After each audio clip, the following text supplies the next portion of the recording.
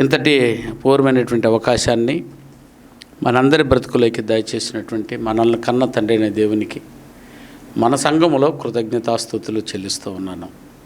సంతోషము.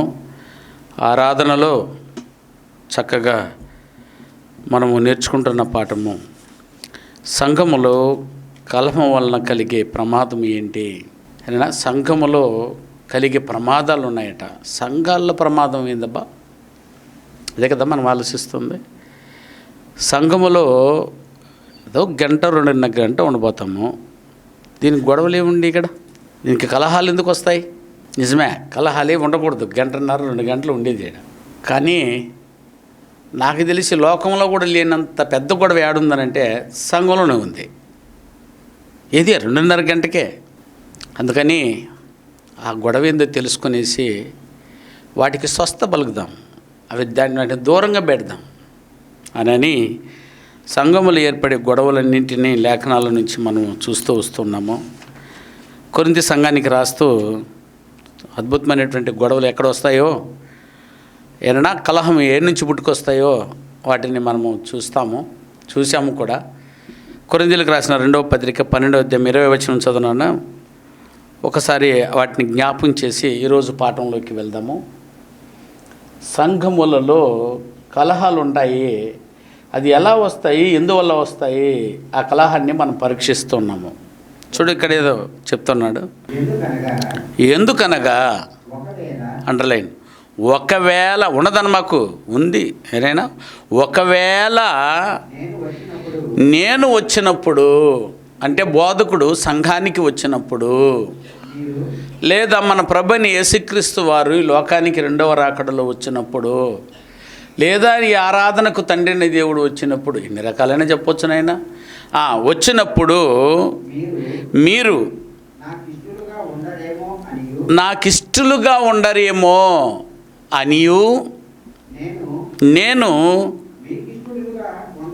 మీకిష్టలుగా ఉండనేమో అనియు, ఒకవేళ అది ఇష్టంగా ఉండిపోవడానికి కారణాలు ఏంటి? ఇవట: కలహము, అసూయయు, క్రోధములను, కక్షలను, కొండెములను, గుసగుసలాడుటను, ఉప్పొంగుటను, అల్లర్లను ఉండినేమో అనియు నేను మరలా వచ్చినప్పుడు నా దేవుడు మీ మధ్య నన్ను చిన్నబుచ్చునేమో అనియు మునుపు పాపము చేసి తాము జరిగించిన అపవిత్రత, జారత్వము, పోకిరి శాస్త్రల నిమిత్తము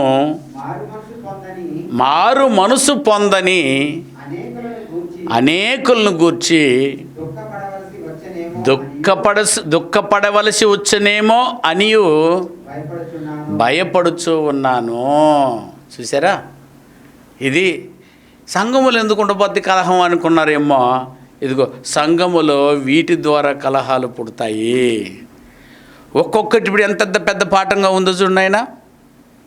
సో ఇవన్నీ మన దృష్టిలో చిన్నవిగా కనిపిస్తున్నాయి, కానీ అది తీర్పులో అది పెద్దవి.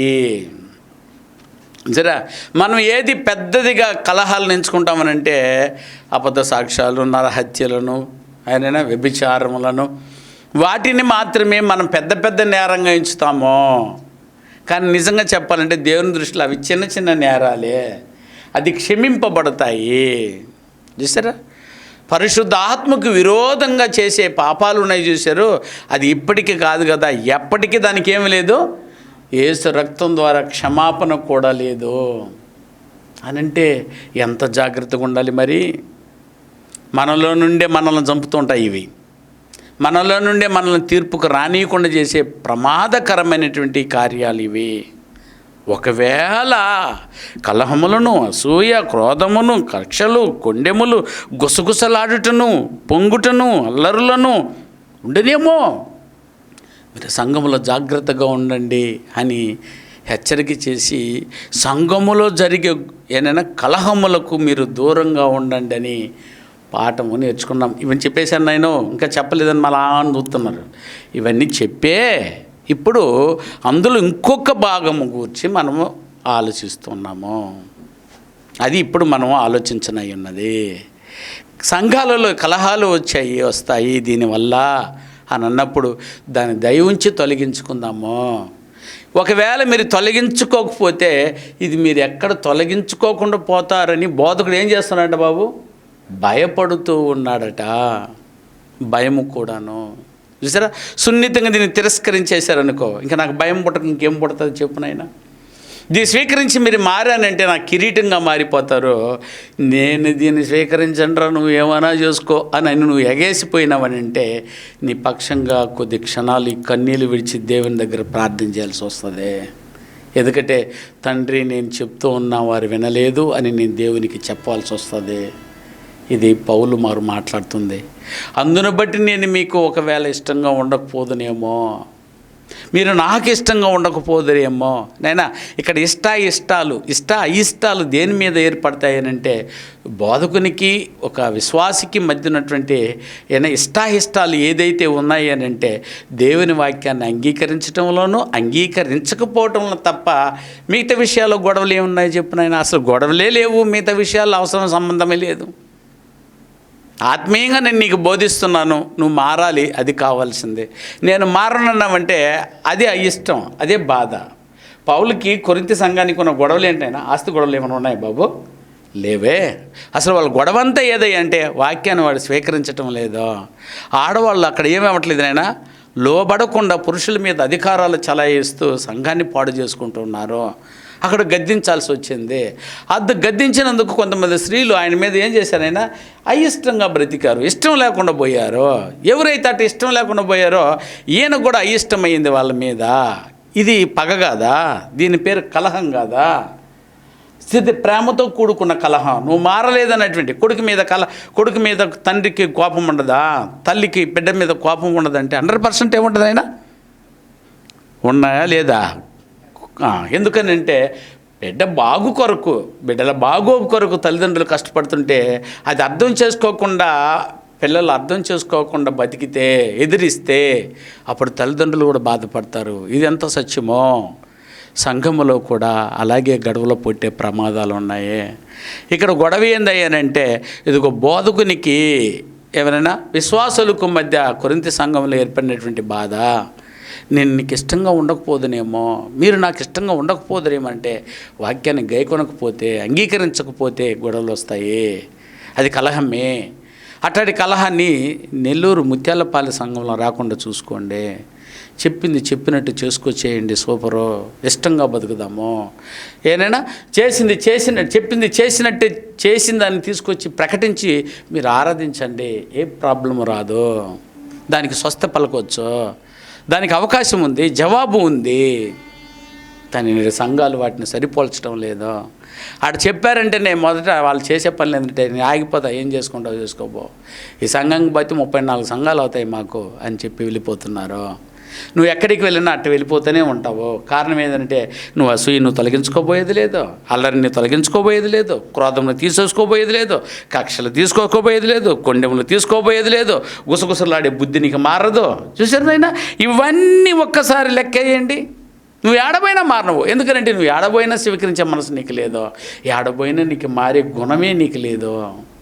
నువ్వు ఏడైనా బాబు నువ్వు మారాలి, నువ్వు మార్చుకోవాలి అన్నది సత్యము.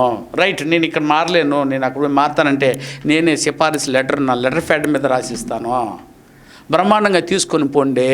ఇదిగో నేను వెళ్ళి ఆ సంఘంలో నేను రూపాంతరం చెందుతాను అంటే సూపర్ కదా. అది కదా మంచి బోధకుని యొక్క గుణలక్షణము, అది మంచి విశ్వాసక లక్షణము. చూసారా? లేదు సార్ చెప్పినట్టు ఖచ్చితంగా వ్యక్తిత్వ నిర్మాణంలో మేము ముందుకు సాగిపోతామని అంటే మీరు సంఘానికి పిల్లర్లుగా మారిపోతారు. మీ మీద సంఘాలు ఆనబడి ఉంటుంది. ఈ కలహాన్ని తీసివేసుకునేసి మీరు నిలబడగలిగితే స్వచ్ఛమైనటువంటి రాతి పాళ్ళతో కట్టబడినటువంటి రాళ్ళతో కట్టబడినటువంటి పిల్లర్లుగా యుగయుగాలు గుర్తుండిపోతారు. అపోస్తులు చేసిన పని అట రేపు పరలోకములో 12 గుమ్మములు వాటి మీద వారి పేర్లతో సహా ఎదుగో పక్షంగా యుగములు నిలిచిపోయేటట్టు కనబడబోతుంది. మరి నా పని అలా నమ్మకంగా బ్రతకగలిగినప్పుడు ఎక్కడ ఉంటుంది నా ప్రియమైన వాళ్ళరా? మనకిష్టం ఉండదు ఇట్లాంటి మాటలు, ఖండించే బోధలు మనకు ఉండకూడదు, తప్పుదిద్దే బోధలు మనకు ఉండకూడదు. చూసారా, మనం ఇష్టపడేది ఎట్లాంటివేనంటే మనల్ని ప్రోత్సహిస్తూ ఉండాలి. తప్పు చేసినా కూడా అది అడగకూడదు అనుకున్నటువంటి కావాలనుకుంటుంది నేటి సంఘము. ఎందుకంటే చూసారా, చాలా సంఘాలు చూసారు నాయన, ఈ కనీసం ఈ అట్మాస్ఫియర్ లేకుండా కూడా బతుకుతుంది. వాళ్ళు కూడా జనులు నాడి పట్టేశారు. ఇది అడిగితే వారు రారు. కాబట్టి వారికి ఏం కావాలో చెప్పు, డ్యాన్స్ ప్రోగ్రామ్ పెడదామో, డీజే పెడదామో, దానికి డబ్బులు ఇచ్చేస్తున్నారు నాయన. డీజే కొనడానికి లక్షల రూపాయలు డీజేకి ఇస్తున్నారు.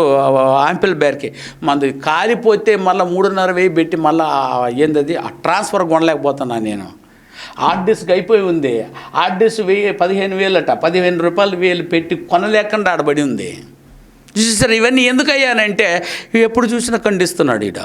ప్రతి బోధ ఇక్కడ తిడుతూనే ఉంది, మమ్మల్ని గుచ్చుతూనే ఉంది, దిద్దుకోమంటుంది. నా ప్రియమైన వాళ్ళరా, ఒకసారి ఏది ఇష్టమో, తీర్పుని ఏది దాటించగలుగుతుందో ఒక్కసారి మనసు పెట్టి ఆలోచించండి. అపోస్తుల బోధ అంటేనే ఏదైనా ఉపదేశించుకునము, ఖండించుకునము, తప్పుదిద్దుకునము, నీతి యందు శిక్ష చేసుకునము అని ఉంటే బోధలు ఇవి 4 ఉండకూడదు అంటారే. అందుకే ఇవి 4 ఉండకపోతే ఇష్టం, ఇది 4 ఉంటే కష్టం. పౌలు గారు అదే అన్నారు. నాకు చాలామంది ఇష్టంగా ఉండరేమో, పర్వాలేదో, నేను దిగులు పట్టలేదో. చాలామందికి నేను ఇష్టంగా ఉండనేమో, ఇంకా పర్వాలేదో. ఆయన ఎక్కడ భయపడినట్లేదు నాయన. ఎందుకనంటే డేరా గుట్టుకుంటున్నాడు, హ్యాపీగా శాలరీ తెచ్చుకుంటున్నాడు, తన ఖర్చును పెట్టి సేవ చేసుకుంటూ ఉన్నాడు.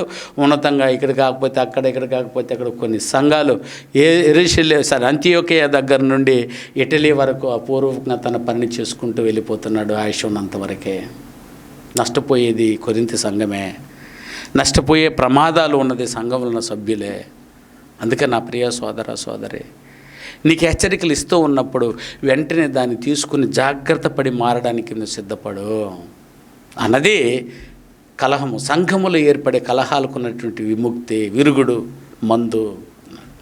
అలా చెప్పి ఇంకొక కలహం పుట్టే ప్రమాదం ఉంది సంఘములో.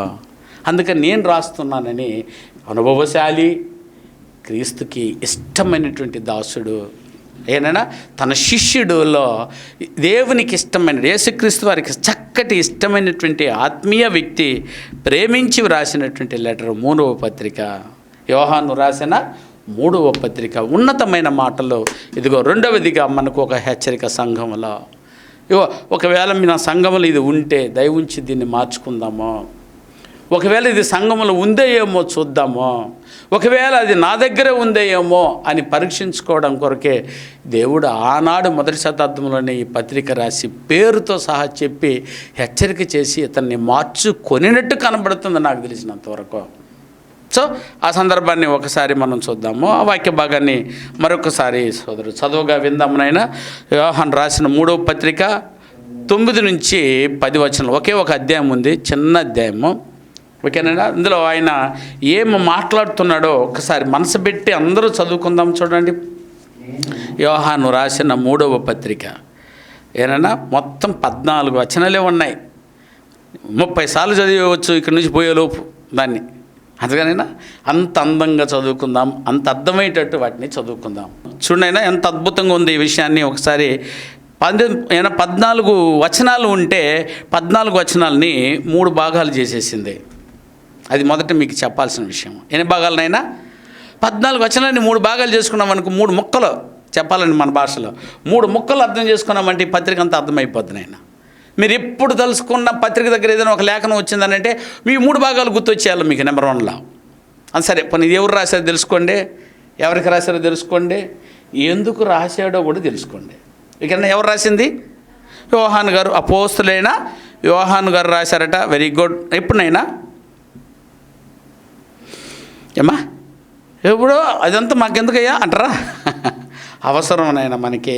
ఓకే, ఎప్పుడు రాశాడు అని అంటే క్రీస్తు శకము 90 నుంచి 95 మధ్య కాలంలో. 98లో ఆయన చచ్చిపోయింది. ఓకేనా? దానికి ముందు, చావుకు ముందు 5 ఏండ్లు ముందు ఈ పత్రికను రాసినట్టు పెద్దల దాఖలాలు. ఓకే, మళ్ళీ చెప్పానా ఇప్పుడు రాశారని. క్రీస్తు శకము ఏనైనా 90 నుంచి 95 సంవత్సరాల మధ్య కాలంలో వీటిని రాసి ఉంటారు. ఇంకొక ఎవరు నన్ను అడిగారు అనుకో, ఇంకొక పండితులు జస్ట్ 5 ఏళ్ళు అటు 5 ఏళ్ళు ఇట్లు చూపించగలుగుతారు. అందుకని నేను అమ్మవాడు చెప్పింది తప్పు, వీడు చెప్పింది రైటు, అట్లా మీరు జిట్లు బీక్కోవాల్సిన అవసరం లే. మీకు ఉదాహరణకి ఈ కాలంలో ఇది రాయబడింది అన్న విషయాన్ని మీ మనసులో ఉంటే మీకు సందర్భబద్ధమయ్యే అవకాశం ఉంటుందని చెప్తున్నాము.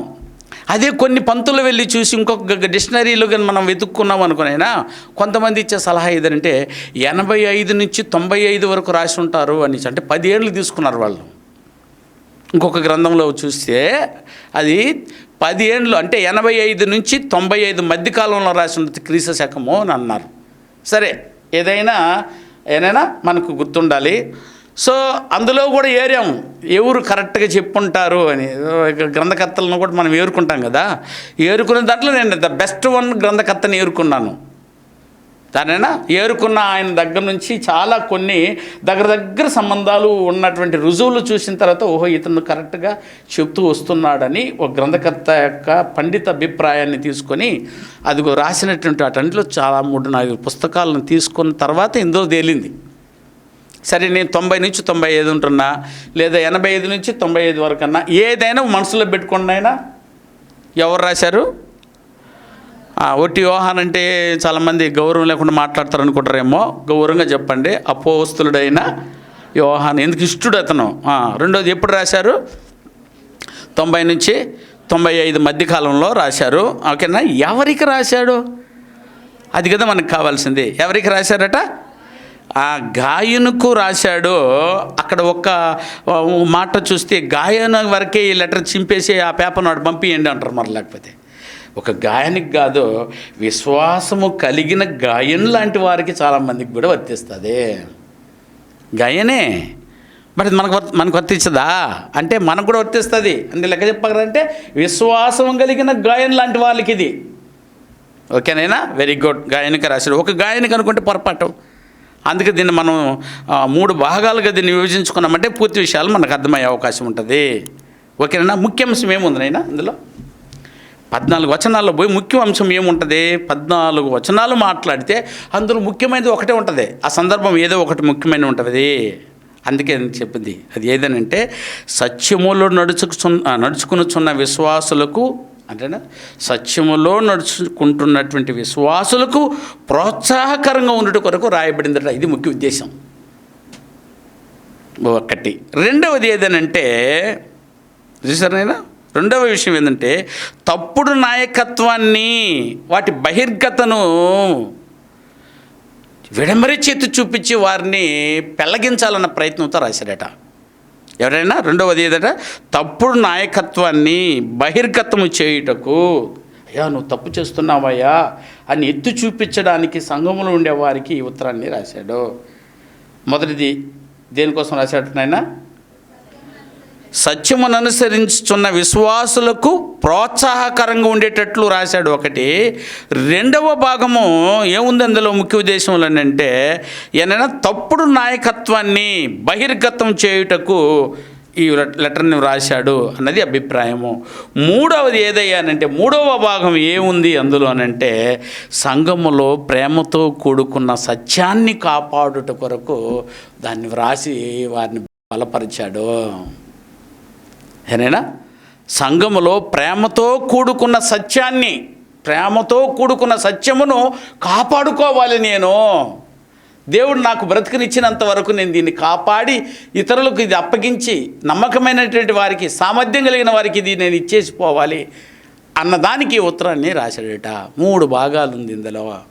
ఈ 15 వచనాన్ని 3 భాగాలు చేసుకుంటే అర్థమైపోద్ది. ఒకటి ప్రోత్సాహం, రెండోది ఖండన, అర్థమైనా, మూడోది బలపరచటం అంటే కాపాడుకోవటము, సత్యమును కాపాడుకోవడము. ఈ మూడింటిని మనసులో పెట్టుకొని ఈ 14 వచనాన్ని మీరు చదివినారంటే స్పష్టంగా 3 భాగాలు అందులో ఉంటుంది. 3 భాగాలు మీకు అర్థమైపోతాయి. సో ఇప్పుడు ఆయన ఏం చెప్పాలనుకుంటున్నాడు ఈ గ్రంథంలో నుంచి, మనం ఏమి నేర్చుకోవాలనుకుంటున్నామనంటే ఇందులో మనం వెళ్ళి చూస్తుందంటే సంఘములో, అది వెరీ వెరీ ఇంపార్టెంట్ విషయము. 9వ వచనము ఏదటయ్యా? ఏదైనా ఒకసారి ఆ వాక్యాన్ని చూద్దాం. చూడండి, యోహాను రాసిన 3వ పత్రిక 9వ వచనాన్ని చదివితే ముఖ్య విషయం ఏదో ఇప్పుడు మన పాఠానికి అనుకూలంగా ఏదో చెప్పబోతున్నాడు అందులో. ఏంటట? నేను సంఘమునకు ఒక సంగతి వ్రాసి తిని అని అన్నాడు. సంఘానికి ఏమి రాశాడట? ఒక సంగతి. ఏంటి ఆ సంగతి? ఏమో సంగతి. ఆ సంగతి తెలుసుకుందాము. ఇప్పుడు మనకు కావాల్సిన సంగతి ఏంది? కలహము. సంఘములు ఏముంది నైనా? కలహము. కలహముతో కాకుండా మీరు సంఘములో కలహము లేకుండా మీరు బ్రతకండి అని సంఘమునకు వెలుపలున్న కలహాలు చూసాము. కలహం ఎందుకు పుట్టిందో చూసాము. కలహం ఎలా పుట్టిద్దో చూసాము. కలహాన్ని ఏమైనా సంబంధించి అన్ని విషయాలు దాంట్లో ఆలోచించాము. సంఘములో వచ్చే కలహాలు ఏదో కూడా చూసేసాము. ఇప్పుడు అదే సంఘములో ఇంకొక కలహము నేను రాస్తూ ఉన్నాను అని యోహాను గారు ఇప్పుడు ఎత్తి రాస్తూ ఉన్నారు. ఎవరికి రాశాడు? గాయానికి అనుకుంటే ఓకేగా, అంతేనా? సంఘములో చూస్తే నా మాట చూడండి. నేను సంఘమునకు అన్నాడు. అక్కడ ఏమో మొదటి 2వ వచనంలో ఏమంటున్నాడు? మొదటి వచనంలో పెద్దనైన నేను సత్యమును బట్టి ప్రేమించు ప్రియుడైన గాయానికి శుభమని చెప్పారు ఆయన అన్నాడు. గాయాన్ని ఎవరికి మాట్లాడాలి కానీ ఇక్కడ మళ్ళీ 9వ వచనంలో ఏమైనా వస్తున్నాడు? నేను సంఘముతో మాట్లాడతాడంటే ఏంటి? అప్పుడు ఆయన ఎక్కడున్నవాడు? గాయను. అదే అంటే ఇప్పుడు సంఘములో అందరికీ వర్తిస్తుంది కదా. సో సంఘానికి ఏం చెప్పాలనుకుంటున్నాడు ఇతను అంటే, సంఘానికి నేనైతే రాశాను. అప్పుడు సంఘం ఏమై ఉందని రాసావు నువ్వు? ఈ మాట చూస్తుంటే కొన్ని దిక్కల ప్రశ్న ఉంటాయి, కొన్ని దిక్కల జవాబు ఉండదు. నువ్వు వెతుక్కోవాలి. కొన్ని దిక్కల జవాబే ఉంటుంది, కొన్ని దిక్కల ఏముండవు, క్వశ్చన్ ఉండవు. క్వశ్చన్ నువ్వు వేసుకోవాలి. అది లేనిది వేసుకోకూడదు, లేనిది చెప్పుకోకూడదు, ఉన్నదే చూడాలి. అందుకని నువ్వు వెతికితే అర్థమవుతుంది. నేను సంఘమునకు ఒక సంగతి వ్రాసి తిని. ఏంటి ఆ సంగతి? సంఘమునకు ఎందుకు సంగతి? సంగతులు ఏంటి? అపోస్తులకు చెప్పి వెళ్ళినటం ప్రభువైన యేసుక్రీస్తు వారు తండ్రి యొక్కయు కుమారుని యొక్కయు పరిశుద్ధాత్మ నామములో వారికి బాప్తీసం ఇచ్చొచ్చు. నేను మీకు ఏ సంగతులను అయితే ఆజ్ఞాపించి వెళుతునో ఆయా సంగతులన్నిటిని వారు గైకొనవలనని. ఎవరు? బాప్తీసం పొందినవారు. Very good. సంఘము బాప్తీసం పొందిన సంఘస్థులు గైకొనేటట్టు బోధించు. వినేటట్టు కాదు, విని వెళ్ళిపోయేటట్టు వేస్తుంది. గైకొనేటట్టు బోధించు అన్నాడు. కాబట్టి ఆ సంగతులను అవకాశం వచ్చినప్పుడల్లా స్థానిక సంఘాలకు అపోస్తులు ఏం చేశారైనా వ్రాశారు. అందుకే ఈయన ఒట్టి యోహాను అనకుండా అపోస్తులైన యోహాను అనండి. నేను ఎందుకు అన్నానంటే ఆయనకి చెప్పి వెళ్ళున్నాడు ఈ సంగతిని. ఒకవేళ సంఘములో కలహాలు ఎట్ట వస్తాయో, సంఘము చెడిపోయే ప్రమాదం ఉంది, ఆ సంఘాలకు ఈ సంగతులు వ్రాయు అంటే ఇంతకీ ఏం జరిగింది ఈ సంఘంలో అని అన్నప్పుడు ఆ సంఘం ఎట్టుంటే ఆ సంఘానికి ఈ మ్యాటర్ చెప్పాల్సి వస్తుంది. తాగొద్దు అని ఎవరితో అంటాం నైనా? ప్లీజ్ తాగొద్దు అని అంటున్నామంటే ఏం జరిగి ఉండాలి? అంతకుముందుపే ఈ మాటకు ముందు వాడు తాగేసి ఊగుతూ ఉండాలా, ఏదో నష్టం చేస్తూ ఉన్న వాడిని ఏం చేస్తాం నైనా? బాబు ఇక మీద ఏం చేయబాకు. ఇప్పుడు చెప్పినైనా సంఘానికి ఈ సంగతి చెప్పబోతున్నాడంటే ఆ సంగతికి ఏదో ప్రమాదం ముందు జరిగిందా లేదా? అక్కడ ఉంది. కలహం వలన జరిగే ప్రమాదము. అందుకే టైటిల్ ఏం పెట్టుకున్నాం నైనా? సంఘమునకు వ్రాసిన ప్రమాదకరమైన సంగతి అన్నది ఎక్కడ ముందు నేనేం చేర్చాను? ప్రమాదకరం. మామూలు సంగతి కాదు ఇది. మన ప్రమాదం ఏది నైనా ఇప్పుడు? అదే ఏ సంగతి ప్రమాదము? కలహం. అంటే ఇప్పుడు దీన్ని చూస్తే యోహాను గారు సంఘానికి కలహమును గూర్చి ఇంకొక కలహం ఎట్టు వస్తుందనే విషయాన్ని ఎత్తి రాస్తున్నాడు. ఆ కలహము రానియకుండా జాగ్రత్తగా చూసుకోండి. ఎందుకంటే ఇప్పుడు సంఘం ఏమై ఉంది అట్నైనా? యోహాను రాసిన మొదటి పత్రిక 1వ అధ్యాయం 1వ వచనం నుంచి చదివితే మనకు అర్థమవుతుంది పరిస్థితి ఏంటో చెప్తున్నాడు. వాళ్ళు ఏం చేయటం లేదో ఒక్కసారి చూడనైనా వాళ్ళకి ఏం చెప్పాల్సి వచ్చిందో. యోహాను గారు రాసినటువంటి మొదటి పత్రిక 1వ అధ్యాయము ఏనైనా 1వ వచనం నుంచే చూద్దాం. జీవవాక్యమును గూర్చినది ఆది నుండి ఏదైతే ఉండిందో, ఆది యందు ఏది ఉండినదో మేము ఏది వింటిమో, మేమంటే ఎవరుమో? అపోస్తలులము. మేము వింటిమో, కన్నులారా ఏదైతే చూచితిమో, ఏది నిదానించి కనుగొంటిమో, మా చేతులు ఏదైతే పెట్టి చూసానో అదే మీకు తెలియజేయుచున్నాను. చూసారు ఎంత బాగుందో? మేమేదైతే వింటిమో, మేమేదైతే కంటిమో, మేమేదైతే నిదానించి కనుగొంటిమో, మా చేతులు వేళ్ళు దేనైతే తాకి చూసిందో. అంటే దీన్ని బట్టి చూస్తే ఏం చేయట్లేదు నేను వాళ్ళు నమ్మటం లేదో. నిజమే పెద్ద గొడవ. ఇది అర్థం కావట్లేదు వీళ్ళకి. ఎంత చెప్పినా విశ్వసించట్లేదు వీళ్ళు. చూసారా, మేము చెప్పే ప్రతి మాట మాది కాదయ్యా బాబు, ఈ సంగతులు యేసుక్రీస్తు వారు మాకు అప్పగించి వెళ్ళారు. అదే సంగతినే మీకు తెలియజేస్తున్నాము. సంఘమందు ఒకవేళ కలహం ఏర్పడితే నేను సంఘమునికి ఈ విషయం రాయిచున్నాను. ముఖ్యమైన విషయం ఇది. సో సంఘాలలో ప్రాబ్లమ్స్ వస్తాయి, నిజమేనా? సో ఆ సంఘములు అలాంటి కలహములు రావడానికి గల కారణాలు మీరు దయవుంచి గుర్తుపెట్టుకొని ఆ కలహానికి వచ్చే ఆ సమస్యను దయచేసి తీసి పడేయండి బయటికి. సమస్య తీరిపోయింది అనుకోనైనా సంఘం క్షేమంగా ఉంటుంది. సో ఏంటి ఆ సమస్య? అందుకే నేను రాయిచున్నాను. నేను సంఘమునకు ఒక సంగతి రాయిచున్నాను. అది ప్రమాదకరమైన విషయము. అది ఏంటి అంత ప్రమాదం అంటే, అయితే వారిలో ప్రధానత్వము ప్రధానత్వమును కోరుచున్న దియోత్రెఫే అని పేరు కూడా చెప్పేశాను నేను. అక్కడేమో గాయానికి అన్నారు, ఒక గాయానికే అనుకుంటే పొరపాటేను. అక్కడ గాయానికి అన్నాడు, 9వ వచనంలో సంఘం అన్నాడు. ఇప్పుడు 9వ వచనంలో 2వ భాగంలో ఏమంటున్నాడు? వ్యక్తి పేరు కూడా చెప్తున్నాడు. అంటే దీన్ని బట్టి చూస్తే ఇద్దరికి రాసి ఉన్నాయి. ఇద్దరు క్యారెక్టర్ కలిగిన వ్యక్తులకు రాశాడు సంఘంలో. అంటే 2 క్యారెక్టర్ కలిగిన వారు సంఘాల్లో ఉంటారా? ఉంటారు. దానివల్ల ఏమొచ్చింది బాబు? ఏమొస్తుంది దానివల్ల? కలహము, గొడవ. నిజరా? గొడవ రావడానికి గల కారణం ఏంటంటే ఇప్పుడు చెప్తున్నాడు, 2 రకాల వ్యక్తులు ఉంటారు సంఘంలో. మన సంఘంలో కూడా 2 రకాల వ్యక్తులు ఉన్నారేమో. ఏదైనా మంచి చేసేదాన్ని ఒక రకం అయితే, చెడు చేసేదానికి ఒక రకము. 2 రకాల వ్యక్తులు ఎప్పుడు సంఘాల్లో ఉంటారో, ఎనీ సంఘము. సో మన సంఘంలో కూడా అలాంటి వ్యక్తులు మొదటి శతాబ్దపుల్లో ఉన్నారేమో. ప్లీజ్ దయచేయండి. అయినా కలహం రాకుండా, ప్రమాదము, అంత భయంకరమైన ప్రమాదానికి ఆయన రాస్తూ జవాబు చెప్తూ ఉన్నాడు. జాగ్రత్త. ఒక వ్యక్తి ఉన్నాడట, వారిలో ప్రధానత్వమును కోరుచున్న దయోత్రెఫే మమ్మల్ని అంగీకరించటం లేదో. చూసారు, పెద్ద ప్రాబ్లం అతని దగ్గర ఉంది. అంటే ఇప్పుడు 3 భాగాల్లో ఏ భాగాన్ని చెప్తున్నాడు? 2వ భాగం ఏదైనా నాయకత్వమును గూర్చి. సంఘములో ఉన్న నాయకత్వంలో ప్రాబ్లమ్స్ వచ్చే అవకాశం ఉంది. జాగ్రత్తగా ఉండండి. మీ నాలెడ్జ్ అంత రావాలని.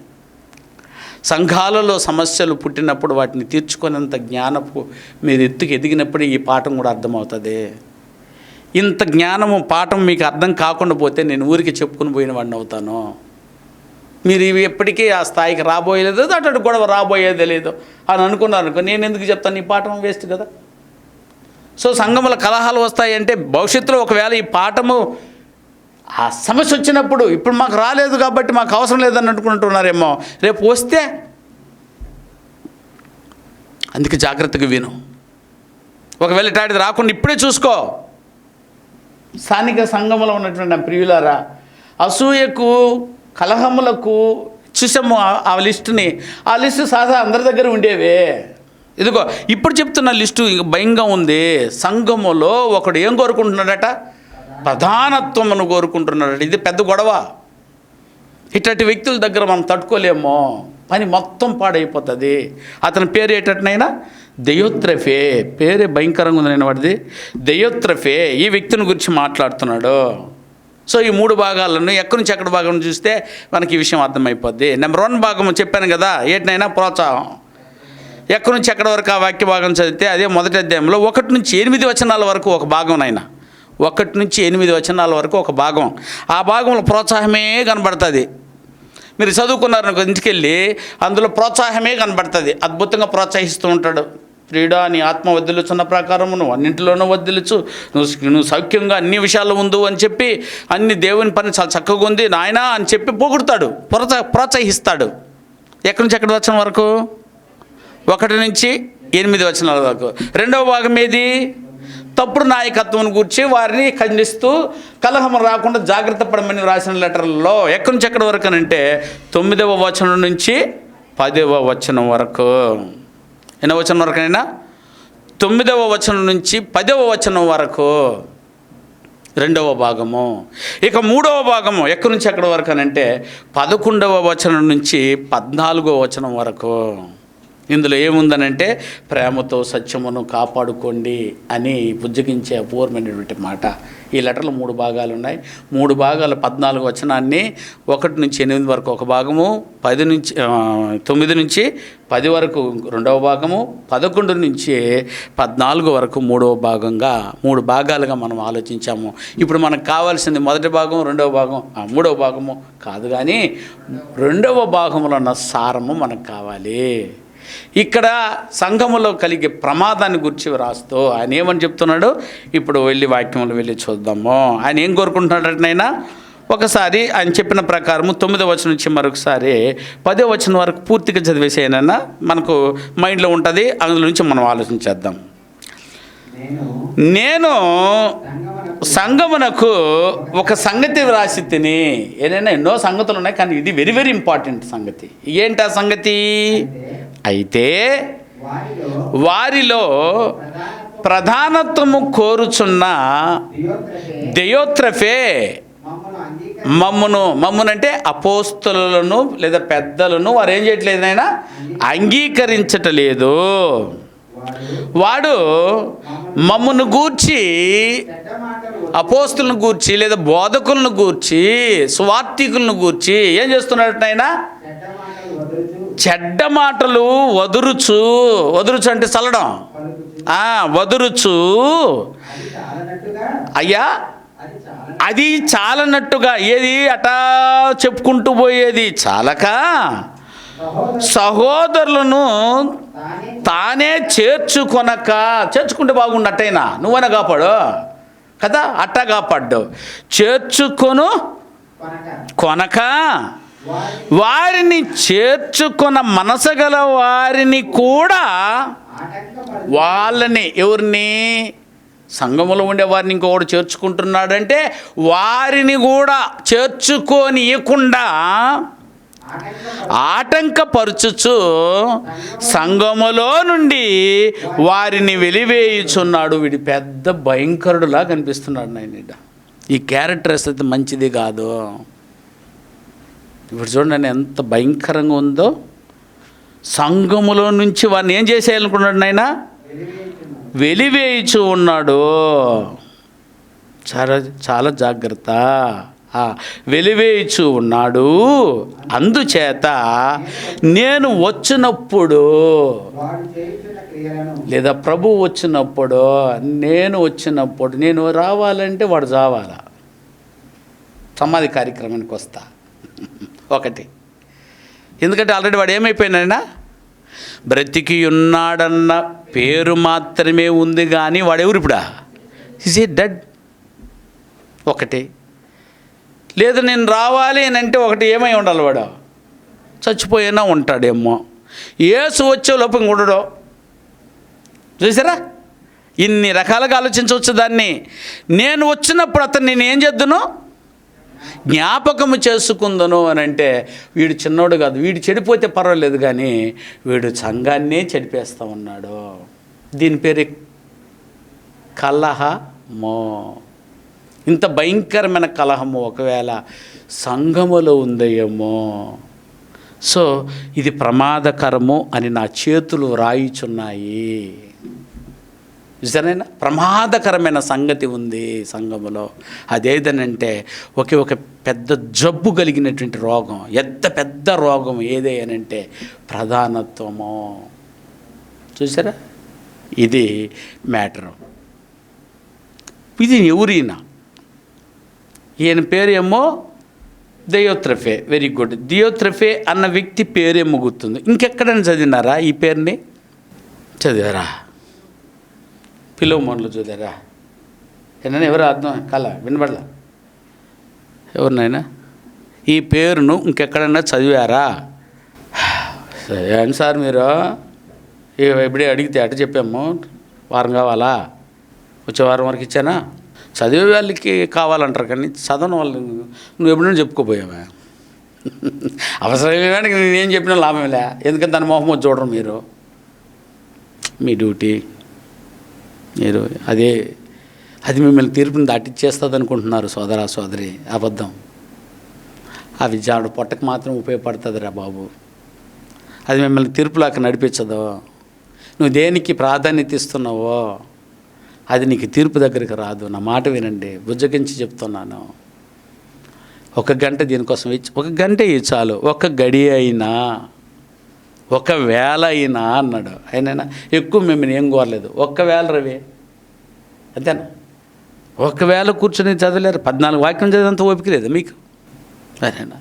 చూడండి, మరి ఈ పేరు ఇంకెక్కడైనా ఉందేమో, దీని సందర్భం ఇంకెక్కడైనా ఉందా ఏమో ఒకసారి ఆలోచన చేయండి, పోయి వెతకండి. కానీ ఇక్కడ ఏంది మనకు కావాల్సింది? ఎవరైనా సంఘములో అతని ప్లేస్ ఏమై ఉంటుంది, అతను ఏంటి, అతని పరిస్థితి ఏంటి, అతను ఏమి కావాలనుకుని ఇంత కషాయి వాడిగా మారిపోయినట్టు కనిపిస్తున్నాడో, అతని పరిస్థితి ఏంటి అంటే అతను ఏం కోరుకుంటున్నట్టు కనిపిస్తుంది అంటున్నాడు ఆయన. మరలా చూడండి, ప్రధానత్వము అని అంటే అర్థం ఏంటి? ఆయన సంఘములో ఒక నాయకుడిగా ఉండాలనుకుంటున్నాడు, నాయకత్వాన్ని కోరుకునేటటువంటి వ్యక్తిగా కనిపిస్తున్నాడు. ఇది మామూలుగా సాదాసీదా వ్యక్తి కూడా కాదు ఇతను. సరే, ఇతను మీరు ఇంకేడ వెతకలేరు కానీ అది ఉన్నది ఆ ఒక్క చోటే, ఇంకెక్కడ లేదు. ఎందుకంటే చెప్పేయాలి కదా. అందుకని మీరు చదవకుండా వనకబాకండి, పోయి చదవండి. ఒకవేళ నేను చెప్పింది అబద్ధం కాబోవచ్చుగా, అందుకని మీరు ఇప్పుడు పోయి చదువుకోండి. ఇది మీరు ఏడ లేదు, ఇంకా మీరు వెతికినా ఆ పేరు మళ్ళీ దొరకదు. కానీ వీడు మాత్రం అంతకంటే పెద్ద భయంకరుడు. అది చెప్పడానికి వచ్చి ఇప్పుడు నాకు ఆ పాయింట్ కావాలి. అక్కడ వాడు 1 వచనంలోనే ఉన్నాడు, కానీ సంఘాలందరికీ భయంకరుడుగా ఉన్నాడు. అది వాడి క్యారెక్టర్. అంత భయంకరమైన వ్యక్తి. నాయన, ఈ రోగం పెద్ద రోగం, ఇది పెద్ద జబ్బు, ఇది వాడి జీన్స్లోనే ఉంది. ఇది వాడట ప్రతి సమయంలో కొద్ది మాటల్లోనే వాడి క్యారెక్టర్ని పెద్దలు నిర్ణయించి గ్రంథంలో రాశారు. అందులో ఏమని రాయబడి ఉందంటే, వాడు ప్రధానత్వం కొరకు వాడు కోరుకుంటున్నది ఏదంటే నేను, నాది అన్నటువంటి సందర్భాలు వస్తాయి. అతను అహం కనిపిస్తుంది.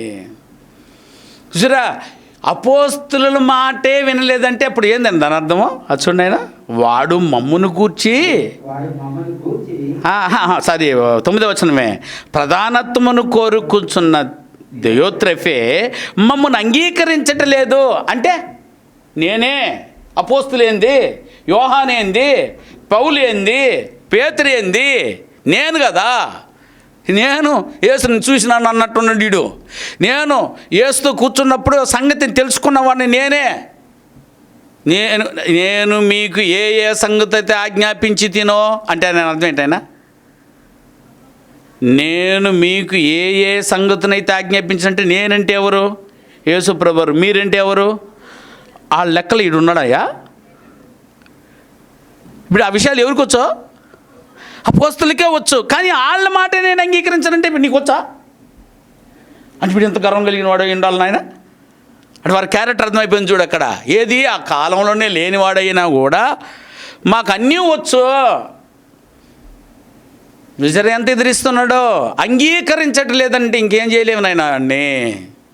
ఇది పెద్ద గొడవ. సంఘములు ఇట్టేటి వాళ్ళు ఉన్నారంటే పని ఎదగదు, పని పాడైపోద్ది. ఈ గుణాలు ఎవరికైనా ఉంటే దయచేసి గిల్లేసేయండి దాన్ని. అది ప్రమాదకరం. నీకు కూడా ఉపయోగపడదు, సంఘానికి కూడా అది ఉపయోగపడదు. తుదకది నిన్ను తీసుకువెళ్ళి తీర్పులు నిలబెట్టేస్తుంది అన్నప్పుడు అట్టార్థం మనకి ఎందుకనైనా. సో సంఘములో కలహాలు రావడానికి గల కారణమే నువ్వంటే, సంఘములో అయినా ఎవరెవరిని తరిమేస్తున్నాడంటే వాడు చూడు, వాడు చెడ్డ మాటలు వదరుచు అది చాలనట్టుగా సహోదరులను తానే చేర్చుకొనక, తాను కూడా చేర్చుకొనక. సరే, నన్ను ఇక్కడి నుంచి తీసుకెళ్ళిపోయావో, నువ్వైనా పెట్టుకుని ఉండాలి కదా వాడిని. అక్కడ కూడా పెట్టుకోడు. ఇక్కడ ఉండకూడదు వాడు, అక్కడ ఉండకూడదు, మొత్తం ఎక్కడ ఉండకూడదా? ఓరే దుర్మార్గుడా, ఓయ్ దయోత్రఫే, ప్రమాదకరమైన దయోత్రఫే. ద్రౌపది అనేసారు దయోత్రఫే. వాడి క్యారెక్టరే బాగులేదు. యెజబెల్ పేరు చూడు ఎంత ఘోరంగా ఉందో. అట్టగా ఘోరంగా ఉందని వీడి పేరు దయోత్రఫే అట. అయినా కానీ వాడు ఎంత అక్కరగా మాట్లాడుతాడని తెలుసా? నిన్ను ఎక్కడి నుంచి తరిమేయడానికే. అక్కడ ఆయన ఏం మాట్లాడుతున్నాడని అంటే, వాడు సంఘం నుంచి తీసేసుకెళ్ళి తరిమేస్తున్నాడు, సంఘం నుంచి తరిమేస్తున్నాడు. సంఘం అంటే మీరు మన ఈ ముత్యాలపాలెంలో ఉన్న ఈ 4 గోడల మధ్య ఉన్నది అనుకునేరయ్యో. అది ఎప్పుడు ఏర్పడిందన్న సంఘము? 3000 మందితో యెరూషలేములో ప్రారంభమైన సంఘములో నిన్ను ఉండకుండా చేస్తున్నాడట. ఇది అర్థమైతే అమ్మ అని అందరూ మీరు ముత్యాలపాలెం లేకుండా, ముత్యాలపాలెం లేకపోతే ఇంకొక పాలెం అవుద్దా? అది మన వాళ్ళకి తెలియని మాట. ముత్యాలపాలెంలో ఉండినా ఉండకపోయినా ఒకటే. ఎక్కడ ఉండాలా? సార్వత్రిక సంఘం 3000 మందితో ప్రారంభమైన సంఘంలోనే లేకుండా చేస్తాడట. సోదరా, నువ్వు ఇక్కడ లేదు అని అంటే దాని అర్థం ఏంటయ్యానంటే, నిన్ను సంఘముల నుంచే బయటికి దూసేస్తున్నాడు వీడో. అంటే చాలామంది బయటికి వెళ్ళిపోయి కూడా, ఇందులో నుంచి సంఘం నుంచి బయటికి వెళ్ళిపోయి కూడా మేము సంఘంలోనే ఉన్నాం అనుకుంటున్నారు. దయోత్రఫే ఎప్పుడే మింగేసాడు మిమ్మల్ని, అది మీకు తెలియట్లేదు. చాలా భయంకరత్వం ఒకసారి చూడైనా. సహోదరులను తానే చేర్చుకొనక వారిని చేర్చుకొన మనసు గల వారిని కూడా, అయ్యో పాపం బయట వచ్చేసాడే నేనైనా చేర్చుకుంటాను అని అంటే, వారిని కూడా ఆటంకపరచుచు. నాకు ఒక కళ్ళు పోతే వాడికి 2 కళ్ళు పోవాలా అంటారే, వాడు వీడు. ఏమంటున్నాడు? ఆటంకపరచుచు సంఘము నుండే వారిని వెలివేయుచు ఉన్నాడు. నెమ్మదిగా టార్గెట్ పెట్టుకున్నాడు, నాకు దక్కని పరలోకం. అంటే ఈ క్యారెక్టర్ ఎవరిది? దయోత్రఫీ ఈజ్ ఈక్వల్ టు అదే. ఇదినైనా విషయము. ఇట్లాంటి క్యారెక్టర్ ఉన్న వారిని మనం బతకనిస్తారా? ఇట్లాంటి వారికి లీడర్షిప్ ఇస్తే బాగుంటుందా? ఇట్లాంటి వాడికి నాయకత్వంలో ఉంటే సంఘాన్ని ఏం చేస్తాడు ఇప్పుడు చెప్పండి? అందుకని అట్లాంటి కలహము వచ్చి నిన్ను దేవునికే కలహాన్ని పెట్టేసంత వైర్యాన్ని కలిగించే వీడిని దయచేసి మీరు పసిగట్టి ఉండండి. ఏంటి నీ బాధ?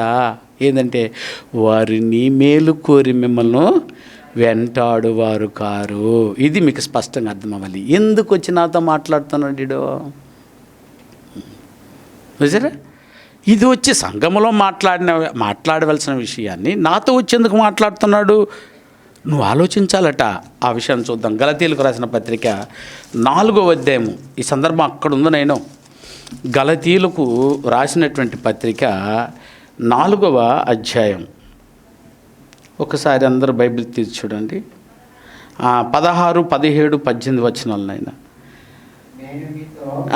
నేను మీతో నిజమాడినందున మీకు శత్రునైతినా వారు ఎవరు? వారు ఇక్కడ ఎవరు? వారు దయోత్రఫే లాంటి వాళ్ళు. Very good. ఎవరైనా వీళ్ళు? దయోత్రఫేలు వచ్చున్నారు. ఎక్కడికి? వారికి మేమే అధికారమును, దయోత్రఫీలకు అధికారాలు ఎవరినైనా. ఇది మీకు ఎక్కడ మేము అధికారం ఇవ్వలేదు అన్నమాట మీకు అర్థం అవ్వాలంటే మీరు ఎక్కడ పోవాలి మళ్ళా అని అంటే, ఇక్కడే చేయబెట్టుకొని, ఇప్పుడు అక్కడి నుంచి ఇక్కడికి వచ్చిన చేయబట్టుకొని, ఇక్కడ చేయబట్టుకొని ఒక్కసారి ఇంకా వెనక్కాలండి. అపోస్తల కార్యంలో 15వ అధ్యాయం. ఇట్లాంటి వాళ్ళు దయోత్రఫే లాంటి వాళ్ళకి ఏమి లేదు అంటే అధికారము లేదు. అందుకని సంఘములో ఎవరైనా మీ దగ్గరికి వచ్చినప్పుడు వారు వచ్చి మీతో మాట్లాడుతున్నప్పుడు ఈ వాక్యం మీకు అర్థం కావాలి. 22వ వచనం నుంచి 24 అంటే ఆ చదివితే మీకు మ్యాటర్ అర్థమవుతుందని 22 నుంచి చదవమంటున్నా. అప్పుడు సహోదరులలో ముఖ్యులైన బర్సబాను, మారుపేరు గల యోధాను, శీలను తమలో ఏర్పరచుకొని పౌలుతోనూ బర్మతోనూ అంతియోకుకు పంపుట యుక్తమని అపోస్తులకు పెద్దలకు సంఘం అంతటికి తోచెను. మీరు రాసి వారి చేత పంపినది ఏమనగా, అపోస్తులను పెద్దలైన సహోదరులను అంతియోకయలోను సిరియాలోను కిలికియాలోను నివసించుచు అన్యజనులుగా నుండిన సహోదరులకు శుభమో. బాబు, మేము ఏం చెప్పాలనుకుంటున్నామనంటే, కొందరు మా యొద్ద నుండి వెళ్ళి, వీళ్ళు ఎక్కడి నుంచి పోయారట? మా యొద్ద నుండి అంటే వీళ్ళు ఎక్కడి నుండి? సంఘముల నుండి తల్లి. ఇక్కడ ఎక్కడి నుంచి పోయారట వాళ్ళు కూడా? ఇప్పుడు దైవత్రిఫీ ఆడున్నారట సంఘంలోనే. అయ్యో, దైవత్రిఫీలు వేరే ఊర్లో ఉంటారనుకో బాకు. చూసారా, వాడు ఎక్కడ ఉన్నాడు? పక్కన కూర్చొని ఉంటారు. ఇవి ఓకేనా? పక్కన కూర్చొని ఉంటారు, వెనక్కి కూర్చొని ఉంటారు, ముందు కూర్చొని ఉంటారు. ఎక్కడ? సంఘములో. అదే చెప్తున్నాడు. కొందరు మా యొద్ద నుండి వెళ్ళి తమ బోధ చేత మిమ్మల్ని కలవరపరచి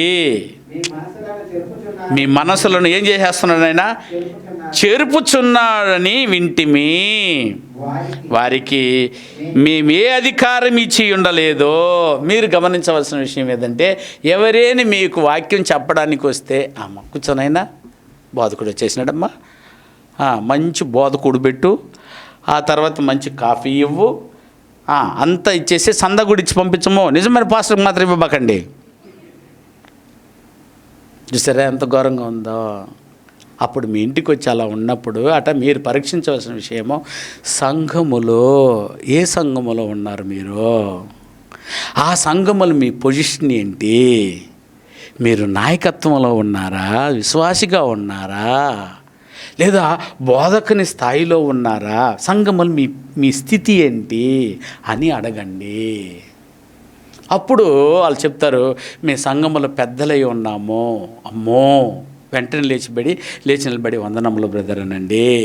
మేము సంఘంలో బోధకులై ఉన్నాము. అమ్మో, వారికి లేచి శిరస్సు వంచి గౌరవం ఇవ్వండి. మేము సువార్థికులుగా ఉన్నామండి, వెరీ గుడ్, వారికి కాఫీ ఇవ్వండి. సరే, ఆ పొజిషన్ అడగరు కదా మనము. నువ్వు అడిగినావంటే వాడికి నిజంగా వాడు వచ్చినవాడు దైవత్రిఫీ లాంటి వాడైతే వచ్చబోతాడు. వాడు కాదు, మనం వచ్చినవాడు తీసుకొచ్చి వాడిని శిఖరంలో కూర్చోబెట్టున్నారు. ఏదో మాటికి ఖండిస్తున్నాడు. ఏందో మాట వినలేకపోతే నువ్వు సొందరగా స్టార్ట్ చేయ బాబు, మీ దగ్గరకు వచ్చేస్తాం మేము అని అంటారు వీళ్ళు. చూసారా, అలాంటి వాళ్ళు చూసే దైవత్రిఫీకి దైవత్రిఫీ స్క్వేర్ వీళ్ళు పాడైపోయడానికి ఎంత భయంకరం ఉందో చూసారా. అందుకే చెప్తున్నా, మేము ఏ అధికారం వాళ్ళకి అంటే, నువ్వు చేయాలంటే అధికారం కావాలి బాబు. నీకు సంఘము అధికారం ఇచ్చి ఉండాలి. వెళ్ళి చెప్పడానికి, వెళ్ళి బోధించడానికి, వెళ్ళి చేసి రావడానికి నువ్వు సంఘములో ఏ పొజిషన్లో ఉన్నావో అడగాలట. మేము వారికి ఏ అధికారం ఇచ్చిండలేదు.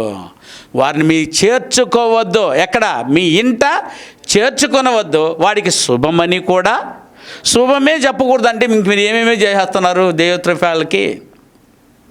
అందుకని మీ ఇంటికి ఎవరైనా బోధకులు వస్తే గుడ్డిగా వారి పాపాలలో మీరు చేతులు కలుపుకోకుండా కొంచెం జాగ్రత్త పడండి. ఒకవేళ దైవత్రిఫీ ఏమో వాడు వచ్చి మెల్లగా మిమ్మల్ని ఎక్కడి నుంచి తరిమేసే ప్రమాదం ఉందట. ఇప్పుడు చదువునైనా గలతీయులకు రాసిన పత్రిక, అటాటి వాళ్ళు వచ్చి ఏం చేసే అవకాశం ఉందట. వారిని గురించి 17వ వచనంలో అంటున్నాడు, వారు మీ మేలు కోరి మిమ్మల్ని ఆసక్తితో వెంటాడువారు కారు, మీరే తమ్మును వెంటాడవలనని మిమ్మల్ని బయటికి త్రోసివేయగోరుచు ఉన్నారు. బయటికి తోసివేసేస్తారా? ఎక్కడి నుంచే? అదట దైవత్రిఫీ వాళ్ళ యొక్క లక్ష్యం ఏదయ్యానంటే, సంఘములో నుండి మిమ్మల్ని వెలివేయాలి. సంఘం అంటే ఇది కాదు. ఎక్కడి నుంచే? నువ్వు ఎన్ని సంఘాలకు పోయినా ఏం వేస్తున్నాయినా? ఎందుకంటే సార్వత్రిక సంఘం ఒకటే. 3000 మందితో ప్రారంభమైనటువంటి సంఘంలో నువ్వు బాప్తిజం ముందుకొని ఉన్నావు. ఎవరు బాప్తిజం పొందినా 3000 మందితో కలపబడుతుంది. ఈ సంఘం కాకపోతే ఆ సంఘానికి పోతే, ఆ సంఘానికి పోతే ఈ సంఘానికి పోతాను అనుకుంటున్నావు నువ్వేమో. కానీ ముఖ్యమైన ఎందులో నుంచి తీసేశారు దేవుడు. ఆ దైవత్రిఫీ ద్వారా ఎక్కడి నుంచి బయటికి వెళ్ళిపోయావు? స్థానిక కాదు నాయన, సార్వత్రిక సంఘముల నుంచి ఏమైపోయినావు నువ్వు? బయటకు పోయావో వాళ్ళు మీ మేలు కోరి మిమ్మల్ని వెంటాడువారు కారు. నాయన ఎప్పుడుగా ఏమైనా ఊరేసి మాట్లాడేవాడు నీకు ఉపయోగపడడు. నీకు ఖచ్చితమైన మాటలు పలికేవాడే నీకు శాశ్వతంగా ఫ్రెండ్ అయి ఉంటాడు. ఎందుకంటే వాడు సహించడు, చూసారా, నిన్ను పోనీయడు, నిన్ను వదులుకొనియడు. చూసారైనా గయాన్ని లాంటి వారు ఎవరైతే ఉన్నారని అంటే సంఘములో నిన్ను జాగ్రత్తగా ఉండమంటారు. ఎంత అద్భుతంగా ఉంది ఈ మాటలు. నేను నిజమాడినందుకు నేనేమైతాను మీకు శత్రువునా? శత్రువు నిజమాడితే అందరూ ఏమైపోతారట నాయన? శత్రువులే.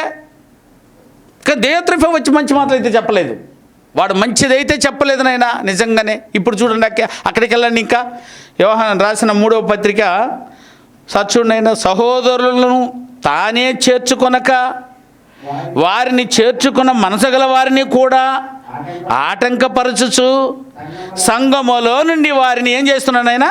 వెలివేయుచున్నాడు. అందుచేత నేను వచ్చినప్పుడు వాడు చేయుచున్న క్రియలను జ్ఞాపకం చేసుకుందును. క్రియను బట్టి ఏముంటుందంటే ఆయన తీర్పు. సో ఇక్కడ మాట ఏంటి అని అంటే అధికారము కావాలని, ప్రధానత్వం కావాలని కోరుకునేటువంటి ఒక జబ్బు ఉంది సంఘాలలో. దానివలన ఎఫెక్ట్ ఏం సార్ అని అంటే ఖచ్చితంగా అన్ని పనులకు అది ఏమైపోద్దురైనా ఎఫెక్ట్ అది వద్దు. అలాంటి ఉద్దేశాలు ఒకవేళ ఉంటే దాంట్లో ఉండే ప్రమాదాలన్నింటిని వివరిస్తూ చెప్పిన సందర్భాలు 7 ఉన్నాయి. 7 సందర్భాలు ఉన్నాయనంటనైనా చూసారా. ఎందుకనంటే ఇప్పుడు దేన్ని కావాలని కోరుకుంటున్నాడు వాడే సంఘానికి ఏమై ఉండాలనుకున్నాడు? ప్రధానత్వం వాడే ఉండాలంట. వాడేనాయన చూసారా. కొలసి సంఘానికి రాస్తూ ఇంకెవరైనా ఉండాలి ఒకసారి చూద్దాం. చూడండి, కొలసీలకు రాసిన పత్రిక 1వ అధ్యాయము 18వ వచనం చూడనా.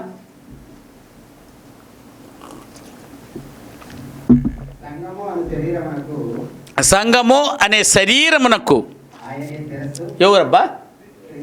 దేవత్రిఫే కాదా? కానీ దేవత్రిఫే అలా అనుకుంటున్నాడు. ఇట్లాంటి బుద్ధి క్రీస్తు కంటే కూడా నేను ముందుగా ఉండాలనుకుంటున్నాడంటే వీడు ఎట్లాంటి దుర్మార్గుడై ఉండాలి చూడండి ఆయన. సంఘములు ఈ బుద్ధులు మనకు ఉండకూడదునైనా. మనం ఎవరికంటే కింద ఉండాలా అంటే నేను. కానీ వీడు ఎవరితో పోటీ పడుతున్నాడైనా? సరాసరి వీడు ఎవరితో పోటీ పడుతున్నాడు? ఈ దేవత్రిఫే క్రీస్తుతోనే. క్రీస్తు అంటే ఎక్కడుంది నాయన అట్టంటవేమో. క్రీస్తు అంటే అర్థం ఏంటైనా? ఆయన సంఘం. ఆయన సంఘానికి ఆయన ఎవరు? శిరస్సు అంటే అర్థమేనా? అధికారాన్ని ఎవరు ఇస్తుంది? ఆ అధికారాన్ని, క్రీస్తు ఇచ్చిన అధికారాన్ని ఎవరు చెప్తున్నది? అపోస్తులు చెప్తే ఆయన వాడు ఏం చేయట్లేదట. అబ్బో మేము అంగీకరించము, ఆయన మాట మేము అంగీకరించామంటే ఇప్పుడు ఎవరిని వద్దనుకుంటున్నారు వాడు? అమ్మా. అందుకే కొలసి సంఘానికి రాస్తూ పౌలు గారు అన్నారే, సంఘము అను శరీరమునకు ఆయనే శిరస్సు, ఆయనకు అన్నింటిలోనూ ప్రాముఖ్యము కలుగు నిమిత్తము ఆయనే ఆది అయ్యుండి మృతులలో నుండి లేచుటలో ఆది సంభూతుడాయను. ఆయన యందు వ్యక్తిత్వము సర్వ సంపూర్ణత నివసించవలననియు ఆయన శిలువ రక్తము చేత సంధి చేసి ఆయన ద్వారా సమస్తమును అని భూలోకమందునైనను పరలోకమందున్నవైనను వాటన్నింటినీ ఆయన ద్వారా తనతో సమాధానపరచుకొనవలనని తండ్రి అభిష్టమాయనో, తండ్రి ఇష్టమాయనో. ఓ దేవత్రిఫే నువ్వేందరా ఆయనకంటే గొప్పడంటే తండ్రి అభిష్టమా అనేది కాదు. ప్రధానత్వాన్ని కోరుకున్న వారందరి గతి ఇదే. సో ఈ పిచ్చి, ఈ రోగం నైనా సంఘాలలో చాలామందికి వచ్చేసే ప్రమాదం ఉంటుంది. సంఘముల కలహం ఎందుకయ్యే వస్తాయంటే ఇట్లాంటి వ్యక్తులు ఉంటే ఖచ్చితంగా సంఘాల్లో కలహం వస్తుంటుంది. వారు సంఘాన్ని పాడు చేస్తూ ఉంటారు. రహస్యంగా చొరబడి లేని మాటలన్నీ ఏం చేస్తారట ఆయన? 2వ వచనం రహస్యంగా పోయి బోధిస్తారట. పేతురు రాసిన 2వ పత్రిక 2వ అధ్యాయము దైవత్రిఫె లాంటి వారిని చూడండి ఆయన 2వ అధ్యాయము 1వ వచనం నుంచి. పేతురు రాసిన 2వ పత్రిక 2వ అధ్యాయము 1వ వచనం నుంచి. మరియు అబద్ధ ప్రవక్తలు ప్రజలలో ఉండిరి, అటువలనే మీలోనంటే సంఘములోను అబద్ధ బోధకులను ఉందురు. వీరు తమ్మును కొనిన ప్రభువును కూడా, చూశారు నాయన, తమ్మును కొనిన ప్రభువును కూడా అంటే యేసును కూడా విసర్జించుచు తమకు తామే శీఘ్రముగా నాశనమును కలుగజేసుకొనుచు నాశనకరమగు భిన్నాభిప్రాయములను రహస్యముగా బోధించుదురు. ఎన్ని జాగ్రత్తగా మీరు చూసుకోవాలండి. దైవఫిత్రే లాంటి వారు చాలా ప్రమాదకరులు. వారు వచ్చి ఎక్కడ చెప్తారండి? రహస్యంగా వచ్చి చెప్తారంటే ఎక్కడ చెప్పరని అయ్యా, పబ్లిక్లో చెప్పరు. ఇంకా ఇప్పుడు సంఘంలో చెప్పడు, ప్రసంగం జరా ఎక్కడ వచ్చి చెప్తారట మన తల్లి అప్పుడు? రహస్యంగా అంటే రహస్యంగా మీరు ఎక్కడెక్కడ దొరుకుతారు? ఇంటికాడ. అందుకని ఇంటికాడికి రావద్దో, శుభమని చెప్పవద్దు. బాప్తిస్మం ఇచ్చి నేను పోవడానికి ధైర్యం నాకు చాలకుండా ఉంటే నీకేం పని అయ్యా అని మీరు ఎవరు అడగలేదు. చూసారా మీ దగ్గరికి వచ్చే వాళ్ళని? సార్ తర్వాత ఇది జరిగిపోయింది సార్, చూసారా ఎంత ప్రమాదం ఉందో. వద్దు, నువ్వు వెళ్ళాలేనంటే కారణంతో వెళ్ళు తల్లి, నువ్వు వెళ్ళాలంటే కారణంతో వెళ్ళు తమ్ముడు. ఇదిగో రహస్యంగా వెళ్ళి నువ్వెందుకు చెప్తున్నావు? నువ్వెందుకు రహస్యంగా వెళ్ళి బోధించాలనుకుంటున్నావు? ఇక్కడ పట్టుకుని ఇదేరా మైక్ తీసుకో, ఇది చెప్పు. దైవత్రిఫే ఎట్టుంటాడు, సంఘం ఎట్టుంటుంది, గాయన్ ఎట్టుంటాడు, వచ్చి మైక్లో చెప్పు. నువ్వు రహస్యంగా వెళ్ళి చెప్తున్నావంటే దాని అభిప్రాయం ఏదంటే వారేమనుకున్నారు, అమ్మా నాకు బోధకుడు కూడా చెప్పలేదు దీన్ని, నాకు వచ్చి ఇంట్లో వచ్చి చెప్తున్నాడంటే మా మేలు కోరుకుంటున్నాడు. అంత ప్రేమ అంట దేనికా? మేక తడిసిపోతూ ఉంటే, ఏమైనా పెద్దోళ్ళు అనేవాళ్ళు, మేక తడిసిపోతూ ఉంటే తోడేళ్ళు పోయి అయ్యో తడిచిపోతున్నాడు అని అడుగుతుందట. అప్పుడు మనం ఏమనుకుంటామో, అమ్మా తోడేలు చూసావా మేక, నేను నా మీద ఎంత కరుణ ఉందంటే కుర్రమ అయిపోతావురా నువ్వు. ప్రియులారా ఎంత జాగ్రత్తగా ఉండాలి మరి. భిన్న అభిప్రాయాలను వెళ్ళి రహస్యంగా పాఠాల రూపంలో చెప్తారట నేను వీళ్ళు. అటు వారు దైవత్రిఫే వాళ్ళు కిందకు తెలిసి చెప్తున్నారని అంటే నిజంగా నిన్ను తీర్పు నుంచి దాటించడానికి చెప్పేవాడు మైక్లో వచ్చి చెప్తాడు. నాయన వచ్చి నిన్ను సంఘంలో నడిపిస్తాడు. ప్రార్థన రాలా జరా నాయన ఎట్లా చేయాలి ప్రార్థన, జరా నాయన పాట ఇట్ట పాడాలా, రే ఇక్కడ తప్పు చేస్తున్నావు సైగ చేసి నేను నిలబెడతాడు, సతుతాడు, నేను దేవుని వైపు నిలబెడతాడు, సంఘంలో నేను ఎత్తు చూపిస్తాడు, నాకంటే గొప్పవాడు, నాకంటే బాగా ఎదగలడు, నాకంటే గొప్ప సత్క్రియ చేస్తున్నాడు వీడిని. అది కదా నాయన నీ మేలుకోరడం అంటేను. అటాటి వాడు ఉంటే నీ సంఘంలో నువ్వు పరలోకానికి వెళ్ళిపోయినట్టే. కానీ ఇట్టాటి వాడు ఉన్నాడని అంటే రహస్యంగా నేను సంఘం నుంచి ఏం చేయాలనుకుంటున్నానైనా చూసారా, లోపల కూర్చొని సంఘంలోనే వారిని కొంచెం ఇంకా కొంగ కథ చెప్పాలి మీకు. చేపల దగ్గరికి వెళ్ళి అంత బావా కొంగ బావా అనేసేదాకా వచ్చిందట. రో ఏమి తినలేదు నువ్వు కూర్చోనంట, వచ్చినాయి చేపలు దొరుకుతున్నాయి పోతున్నాయి. ఇదేందబ్బా కొంగకి దొరికితే చాలు వాసన బట్టి తినేస్తుంది, ఇదేందుకు వచ్చి పైన పడుతున్నా తింటలేదని అంటే ఎప్పుడు ఏంటంట, ఏమి లేదు మీ మీద దిగులు. మా మీద దిగులా? చేపల మీద దిగులేదు కదా కొంగకి. ఏంటంటే అక్కడ జార్లలో వచ్చినారు, వాళ్ళు మాట్లాడుకుంటూ ఉన్నారు, ఒక 4-5 రోజులు ఈ నీళ్ళు తగ్గిపోద్దిరా, అప్పుడు మనం పట్టుకోపోయి బాగా ఫ్రై చేసుకుని తిందామని అంటూ ఉన్నారు. అబ్బా కొంగ బావా ఎంత మంచి మాట చెప్పావు, మాకైతే ఏమి లేవు, రెక్కలు లేవు కదా, మరి ఎట్ట మా పరిస్థితి అని అంటే ఇక నాకు తెలిసి ఇప్పుడు జీవం అనేది ఒకటి ఉంది, 4-5 కిలోమీటర్ దూరంలో ఉంది, కాకపోతే మీరు పోగలరా? పోలేరు. ఇప్పుడు నా దగ్గరికి వస్తే మిమ్మల్ని ఎత్తుకొని భద్రంగా ఎక్కడ వదిలిపెడతానా? అయితే ఒకేసారి అందరిని ఎత్తుకోలేం, పోవు సరే నువ్వు ఒక్కొక్కరిని పట్టుకోబా, ఒక్కొక్కడే కావాలి మీరు. చూశారు నాయన, ఎత్తుకోబో ఒక్కొక్కరిని ఎత్తుకేం చేసింది నాయన? ఓరే దయ్యత్రఫీ, సంఘంలో లేకుండానే చేశాడు. కానీ వాడికి కూడా ఒకరోజు తప్పలేదే, అన్నీ అయిపోయి ఎండ్రకాయే మిగిలిందట. ఎండ్రకాయ కూడా కొంగ బాబా, రే నువ్వు నాకు వద్దు పో. లేదు బాబాయ్, అందరినీ కాపాడు, నన్ను కూడా కాపాడు బాబా. ఎట్టా ఆహారం అయింది, వీళ్ళని ఉపయోగించుకుందామని నోట్లు ఖర్చుకోపోతుంటే, బాబా నీకు చాలా నొప్పి, నువ్వు పట్టుకోవడం కాదు, ఇప్పుడు నేను పట్టుకుంటాను నిన్ను, నీ గొంతు బాగా పట్టుకుంటాను, ఓకేనా? నువ్వు ఎత్తుకో, భద్రంగా తీసుకోపోయినాను. నీ గొంతు పట్టుకొని పోతా ఉంటే ఆ కొండల మీద వాసన వస్తుందట. ఏ వాసన? చేపల కంపు. ఎందుకంటే ఆల్రెడీ ఎన్ని ఎత్తుకొచ్చి ఏం చేసినాయి? ఏం చేసింది? ఓకేనైనా దయ్యోత్రఫీకి కూడా ఒకరోజు ఏముందబ్బా, ఖచ్చితంగా కొంగకు గొంతు కట్టయిపోయే ప్రమాదం ఉంది. ఆ మాట ఆలకించండి. వద్దు, ఆ క్యారెక్టరే మంచిది కాదు. వారు సంఘం నుంచే వెలివేసేయాలనుకుంటున్నాడంటే అది ఎంత పెద్ద ప్రమాదము అంటే, వాడి క్యారెక్టర్ని 7 రకాలుగా వివరించింది గ్రంథం. ఆ 7 రకాల ఉన్నతమైన మాటలన్నీ అన్నా వచ్చేవారిని చెప్తా బాగుంటుంది. ఎందుకనంటే రాలేదు కొంతమంది మన సోదరులు, వినేవాళ్ళు రాలా. వారి బాధ అంతా ఏంటంటే, అయ్యో వాళ్ళు వినలేదేటని. అట్లనే దాన్నైనా చూస్తారా అంటే ఏమో. ఓకేనైనా రైట్, ఆలోచన చేయండి. అట్లాంటి గుణాలు మన దగ్గర ఉండి నీకుండా చూసుకోండి. నైనా కాసేపు కోప్పడండి, కానీ వెంటనే మీరు ప్రేమ చూపియండి. అది తీసేసుకొనేసి కలహం రాకుండా, కలహానికి మందు ఏదైనా ఉందంటే అది ప్రేమ. అటు ప్రేమతో శాశ్వతంగా ఒకరికొకరు క్షమించుకుంటూ, ఒకరికొకరికి వ్యక్తిత్వాన్ని నిర్మించుకుంటూ తీర్పును అధిగమించడానికి గురించి ఆలోచన చేయండి. దేవుడు మిమ్మల్ని, మీ కుటుంబాలను సమృద్ధిగా దీవించి పరలోకం చేర్చునుగాక. ఆమేన్.